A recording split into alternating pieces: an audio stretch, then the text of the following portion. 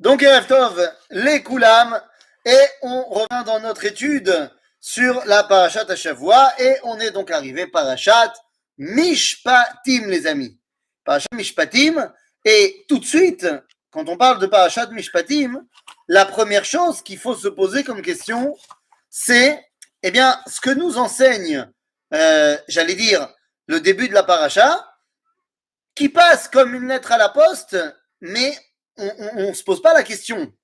On nous dit Ve'ele mishpatim asher tasim lifnehem, et voici donc les mishpatim que tu placeras devant eux. Et Rashi tout de suite nous explique que là où il y a marqué Ve'ele, c'est quelque chose que vous connaissez, eh bien ça fait rajouter à ce qui a été dit avant. Quand il y a marqué juste Elle, alors ça vient faire opposition à ce qu'il y avait avant.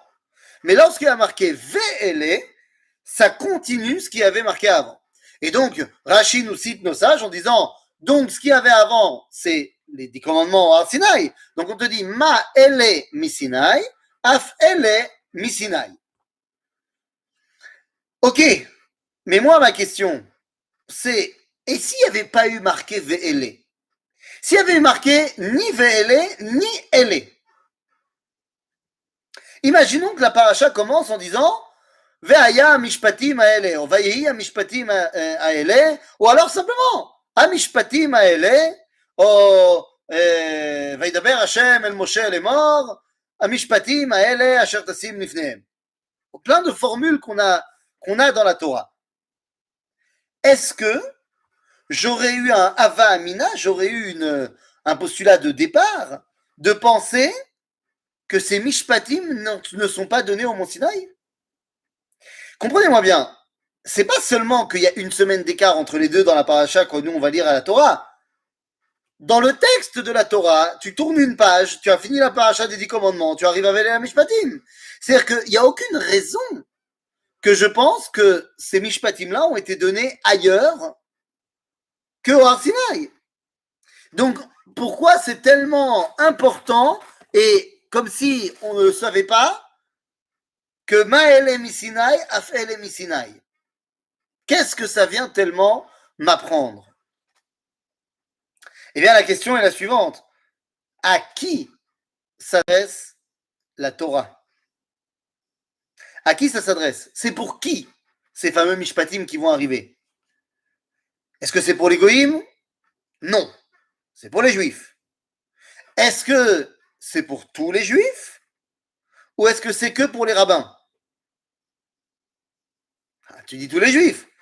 Maintenant, on connaît, nous, il y a plein de gens qui disent non, mais ça, c'est pour les religieux.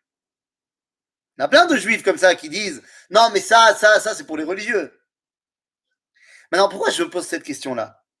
Parce que, évidemment, que la Torah elle a été donnée pour tout le monde, et évidemment que Ve'ele Amishpatim, c'est pour tout le peuple juif. Mais pourquoi la Torah se pose la question à tel point qu'elle est obligée de dire non, non, non, elles ont été données aussi au Sinaï? Parce que par quoi commence la liste des Mishpatim? Elle commence par le concept de Kitikne Eved Ivri. Mais ce Eved Ivri, eh bien, il faut se poser la question. D'où il vient? Pourquoi on est face à un esclave? On vient de sortir d'Égypte. De quel esclave s'agit-il? Dans le judaïsme, il y a, dans l'époque de la Torah, il y a deux façons, deux options pour être esclave juif. Il y a aussi les esclaves cananéens, mais ça, j'en parle pas, je parle des esclaves juifs. Il y a deux raisons qui peuvent te pousser à être esclave. La première, c'est que tu n'as pas de quoi subvenir à tes besoins. Et donc, tu te dis, je vais me vendre comme esclave, et au moins, je serai nourri, logé chez mon maître. Ok? Ça, c'est celui qui se vend en esclave, et donc il arrive sur le marché aux esclaves, et voilà, et il se fait acheter par un maître juif. Mais ce n'est pas cet esclave-là qui est mis en valeur ici. Le Kitikne Eved Ivri nous dit tout de suite Rashi, qui reprend nos sages, disant qu'il s'agit d'un esclave qui a été vendu par le Beddin. C'est quoi un esclave qui a été vendu par le Beddin? Eh bien, c'est très simple. Quelqu'un qui a commis un dommage à son prochain et qui n'a pas de quoi rembourser, alors, eh bien, ça n'existe pas la prison dans le judaïsme. Prison est un concept complètement absurde. T'imagines, la personne, elle a volé, et maintenant, la personne qui a été volée va nourrir et loger cette personne par ses impôts pendant 10 ans. C'est complètement absurde. Donc, dans le judaïsme, il n'y a pas la notion de prison. Il y a la notion de tu peux pas rembourser, ben, tu vas travailler pour rembourser. Et donc, le Beddin va vendre cet homme-là comme esclave, d'ailleurs pas forcément à la personne à qui il a fait le dommage, mais il va le vendre de sorte qu'il devra faire maintenant ce qu'on appelle des travaux d'intérêt général, mais en fait, c'est pas d'intérêt général, c'est des travaux d'intérêt particulier. C'est-à-dire que il va travailler, et tout ce qu'il va gagner, eh bien, ça sera donné à la personne à qui il doit rembourser ce qu'il doit rembourser. Ok? Ça, c'est au niveau de la halakha. Mais sauf que là, tout de suite, on doit se poser cette question. Mais comment ça? Il y a des voleurs? Mais pourtant, dans la page d'avant, il n'y avait pas marqué Lotignov? Dans les 10 commandements, il y avait marqué Lotignov. Alors, je rentre pas dans le détail que là-bas, ça parle de Gonev Nefashot. Lotignov. Donc quoi? Ça veut dire qu'il y a des gens qui ne respectent pas la Torah? Nachon. Il y a des gens qui ne respectent pas la Torah et pourtant la Torah leur parle quand même. Ma'elem Sinaï, que Dieu il a parlé à tout le peuple juif. Grand, petit, relige, pas relige, Ashkenaz, Séfarad, il a parlé à tout le monde. Af ele Misinaï. Les lois de la Torah parlent également à tout le monde. Même celui qui décide de ne pas les respecter, eh bien, il doit les respecter. C'est-à-dire, c'est pas parce que tu as décidé que tu voulais pas faire la Torah que la Torah n'est pas pour toi aussi. La Torah est pour toi, et donc ça veut dire que le jour où tu décideras de revenir, eh ben, ça sera pas, tu seras pas un étranger. Puisque la Torah, elle te parle à toi dès le départ. C'est Maintenant, la paracha de Mishpatim, elle a 3 axes de lecture. Elle a l'axe de lecture pour la génération de Moshe. Elle a l'axe de lecture pour les Goïm. Parce que je vous rappelle que la Torah chez Birtav a également eh bien, une importance aux yeux des nations. Et oui, pourquoi est-ce que je dis ça? Ben, je vous rappelle ce que dit le premier Rashi de la Torah. Lorsque Rashi demande Lo haytatzra Torah latril bereshit, ela me'achodesh hazeh lachem rosh chodashim. Eh bien, là-bas, qu'est-ce qu'on nous dit? On nous dit pourquoi est-ce que ça a commencé par Bereshit? Que si les Goïms viennent dire vous avez volé la terre des Cananéens, on aura de quoi leur répondre. Donc la Torah écrite, elle est aussi pour être une réponse aux Goïms.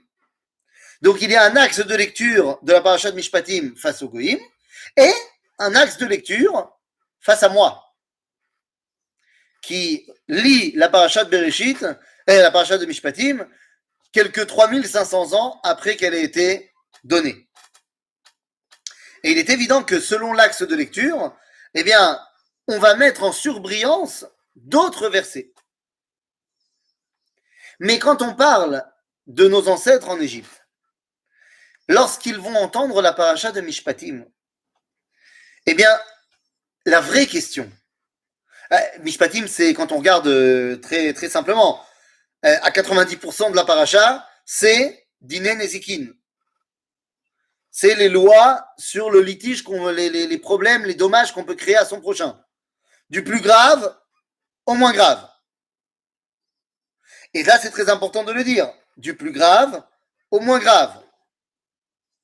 Comment est-ce qu'on peut comprendre les hommes de Masada, par exemple, qui décident de mettre fin à leur vie plutôt que de tomber entre les mains des Romains? Parmi eux, il y avait des religieux. Comment ont-ils pu accepter l'idée de s'entretuer plutôt que de tomber entre les mains des Romains? Eh bien, peut-être se sont-ils référés à la paracha de Mishpatim. Puisqu'on a dit ce sont les dommages qu'on peut créer à son prochain, du plus grave au moins grave. Et donc on aurait pu penser que la Torah va commencer par si jamais quelqu'un tue son prochain, c'est pas mal grave de tuer son prochain, c'est pas mal grave. Mais non, la Torah ne commence pas par celui qui aurait tué son prochain, mais la Torah commence par Kitikne Eved Ivri. En d'autres termes, l'esclavage, d'après le judaïsme, est pire que la mort. Pire que la mort. Lama. Eh bien, parce que dans la mort, c'est ton corps qui meurt, alors que dans l'esclavage, c'est ton corps et ton âme. Et donc, l'esclavage, c'est le pire dommage qu'on peut créer à son prochain. Après, il y a celui qui tue quelqu'un. Après, il y a, si jamais mes biens tuent quelqu'un. Après, on est simplement des biens et on va décrescendo, en fait. Mais la question qu'on se pose, c'est, ok, j'ai compris que la Torah parlait à tout le monde, Besséder, mais pourquoi est-ce que c'est ça la première chose que Dieu va nous donner? Oui? Si c'est la pire des choses de prendre un esclave, pourquoi est-ce que la Torah ne dit tu n'auras pas d'esclave? Il n'y aura pas d'esclave. Eh oui, tu poses la vraie question. Si c'est le plus grave d'avoir un esclave, pourquoi est-ce que la Torah ne dit pas ne prends pas d'esclave? Eh bien, je vais te répondre avec l'air du temps. Si je te disais aujourd'hui, je suis un grand rabbin avec une grande barbe jusque-là, et je te dis, pas Shabbat, hein, toujours, assourd d'utiliser l'électricité.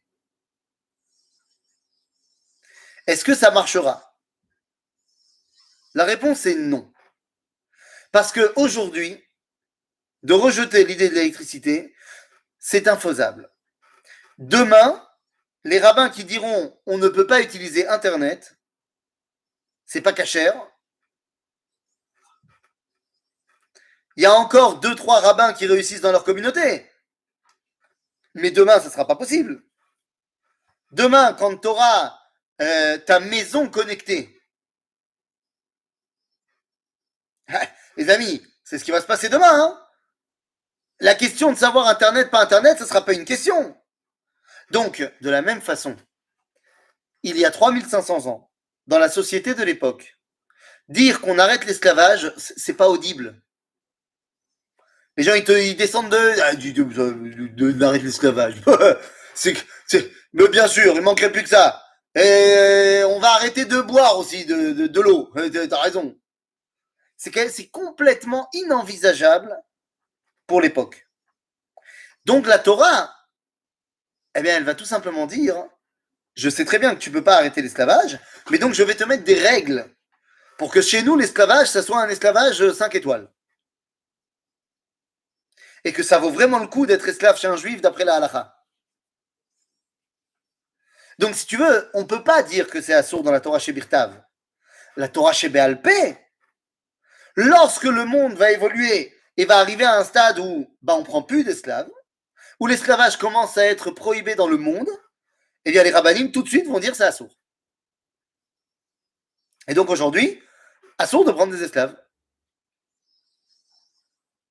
Bien que ça pourrait régler pas mal de problèmes. En particulier dans le domaine de la conversion. Il y a aujourd'hui des gens qui essaient de se convertir et ça leur prend 1 an en Israël, 1 an et demi, 3 ans, 4 ans en France. Très très dur de se convertir. Alors qu'en vérité, d'après la halakha, on peut se convertir en 5 minutes. 5 minutes. Ben oui, il suffit que le goy se vende à moi comme esclave. 5 minutes plus tard, je le libère. Ve'eved meshuchar ou Yehudi. Zéou. 5 minutes. Bon, après, il faut trouver un petit mikvé pour le mettre dedans, mais 5 minutes. Tchic-tchac.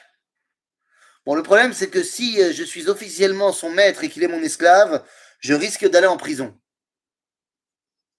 Parce que c'est interdit par la loi de pratiquer l'esclavage. Donc, il semblerait qu'il n'a pas le choix que de passer dans un machon legiour et ça lui prendra 1 an ou plus. En malasot.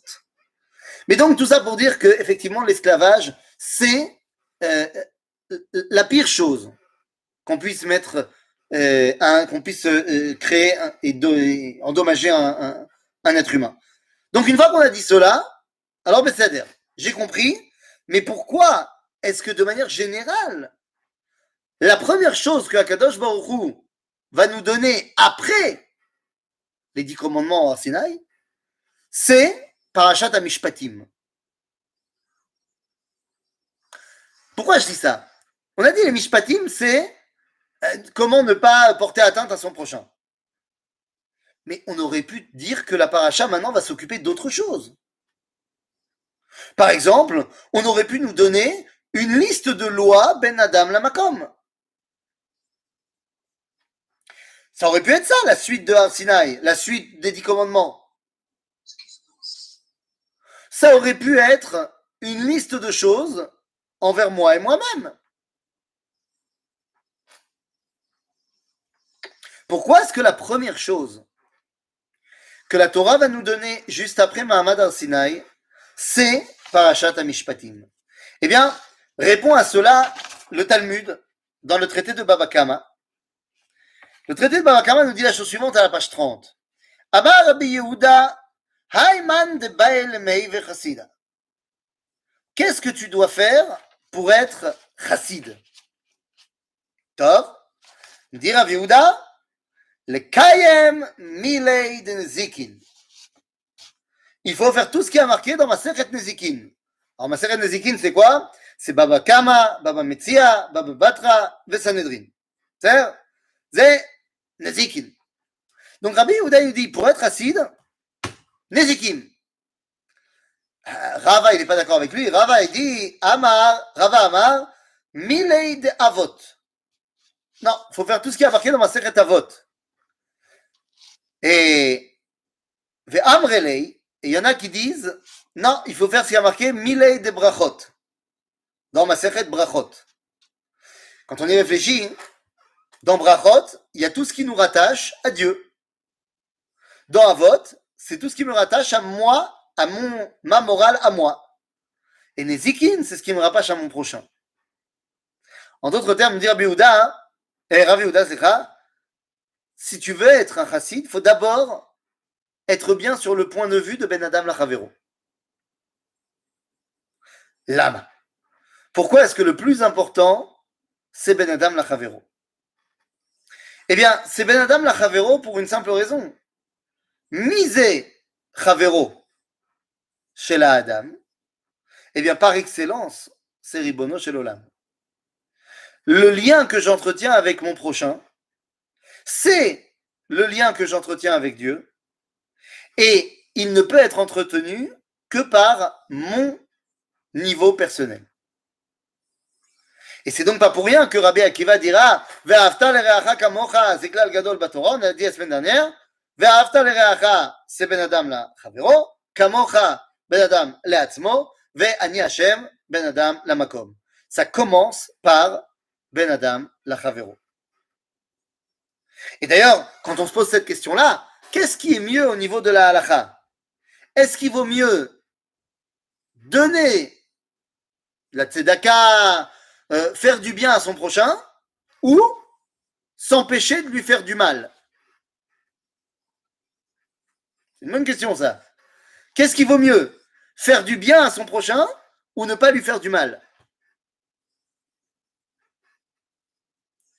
Faire du bien à son prochain. Faire du bien? Jackie, tu dis quoi, toi? Faire du bien? S'empêcher de faire du mal, ça veut presque dire s'écarter de lui, ne pas faire attention à lui, il n'y aura pas de problème, je ne vais pas lui faire de mal, etc. Et donc toi, tu dis, vaut mieux lui faire du bien. Ok? Eh bien, je ne suis pas d'accord. D'abord, c'est pas parce que tu fais pas du mal à ton prochain que tu t'éloignes de lui. Si tu es sûr que si tu t'éloignes de lui, tu vas pas lui. Mais d'accord, mais c'est pas parce que je fais pas de mal à mon prochain que je suis forcément loin de lui. D'accord? Donc ce que je veux dire par là, c'est que c'est beaucoup mieux de s'empêcher de lui faire du mal plutôt que de lui faire du bien. Lama. Parce que lorsque je fais du bien à mon prochain, ani choder la pratiyut shelo. Lorsque je donne quelque chose à mon prochain, je suis très sympathique, mais j'ai pénétré dans son domaine à lui. Je me suis introduit dans sa vie. Peut-être qu'il voulait pas. Peut-être qu'il voulait, mais que maintenant il est mal à l'aise. Mais enfin, faire du bien à son prochain, ça ne veut pas dire que je vais prendre l'aveugle et faire traverser la rue quand il ne veut pas la traverser. C'est pas de ça que je parle. Je dis que lorsque je fais du bien à mon prochain, c'est-à-dire que mon prochain, il est dans le besoin, je le sais. Ok? Je vais lui donner de la tzedaka. Aval maintenant, il se sent redevable envers moi. Et même si... Hein? Voilà. Pas de manière anonyme. Allez, mais c'est ce que j'allais dire comme suite de phrase. Et même si tu le donnes de manière anonyme, il sait qu'il est redevable en quelqu'un. Et son indépendance, sa liberté a été quelque part entachée. Alors que si je lui laisse son domaine et je me garde bien de lui porter atteinte, il peut exprimer toute son identité librement. Ainsi, il est beaucoup plus fort de ne pas faire de mal à son prochain que de lui faire du bien. Bon, bien sûr que si c'est ou tu lui fais du mal ou tu lui fais du bien, bah fais-lui du bien. Barreau. Mais que disent les mères polonaises de toutes les, de toutes les traditions que ce soit, hein, qu'elles soient polonaises du Maroc ou polonaises de Pologne, c'est l'homme échané. Mais que disent toutes les mères polonaises qui voient leur fils ne pas faire ce qu'elles ont rêvé qu'elles fassent? Il dit, mais pourquoi il me fait ça après tout ce que j'ai fait pour lui? Mais Nahon, t'as tellement fait pour lui qu'il n'a pas pu s'exprimer. Et donc maintenant, il claque la porte. Il veut s'exprimer. Il veut être libre. C'est toujours le grand débat qu'on a avec ma femme, même si c'est elle qui a raison. Est-ce que tu dois ranger derrière les enfants ou pas?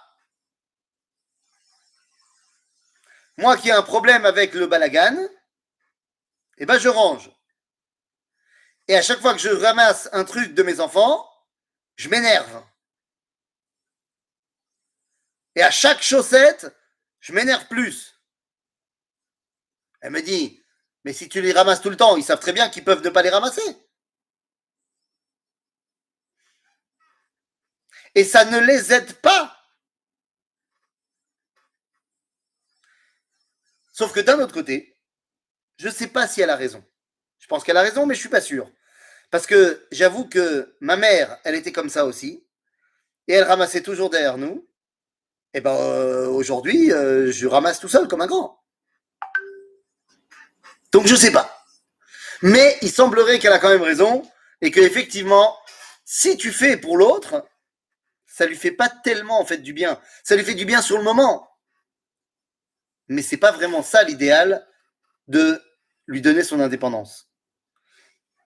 Donc nous dit ici la paracha, voilà la liste des choses que tu dois faire, ou du moins ne pas faire, parce que la majorité des mitzvot de parachat Mishpatim sont des mitzvot lota assez. Voilà ce que tu dois ne pas faire envers ton prochain pour ne pas porter atteinte à son indépendance et à sa liberté. Alors, Saïder, ok. Donc on a dit, on va décrescendo dans la gravité des choses. Saïder. Donc il y a celui, on a dit, qui prend la liberté de l'homme. Ensuite, il y a celui qui va prendre sa vie. Mais là, dans le fait que tu vas prendre la vie de l'autre, eh bien, il y a plein de dimensions différentes.